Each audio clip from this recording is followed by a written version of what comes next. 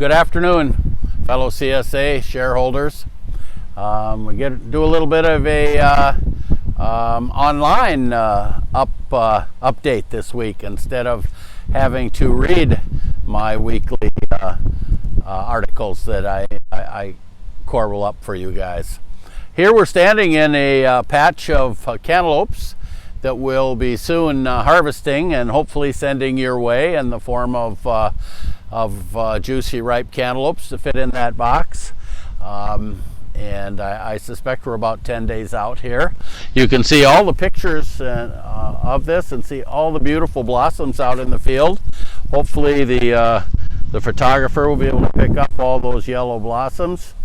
About 3/4 of those blossoms are male blossoms, but they still are contributing to a beautiful fruit load, and we're looking for a wonderful melon crop this year as long as we can keep some moisture in them.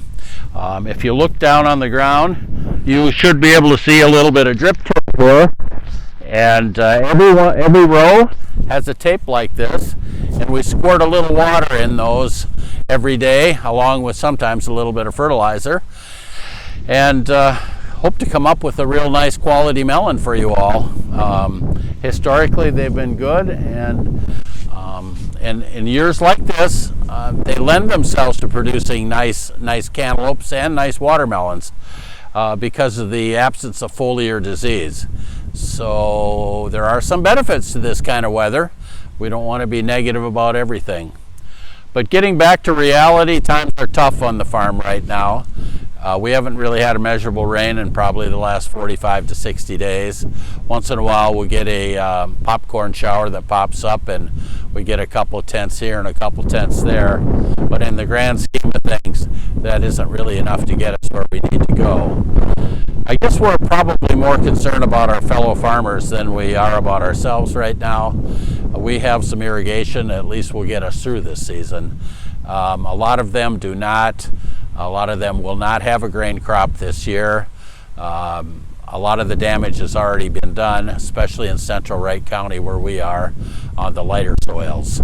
It's tough to bring these corn crops and bean crops back after they've been so brutalized by the drought. But it is what it is, and to the best of our abilities, we'll all be back here next year trying to farm away again for you guys. We certainly appreciate all your support and your caring, and hopefully you'll buy as much local Minnesota grown product as you possibly can. We all need it this year for what we do have to sell. Appreciate everything you do, and look forward to visiting more with you next week.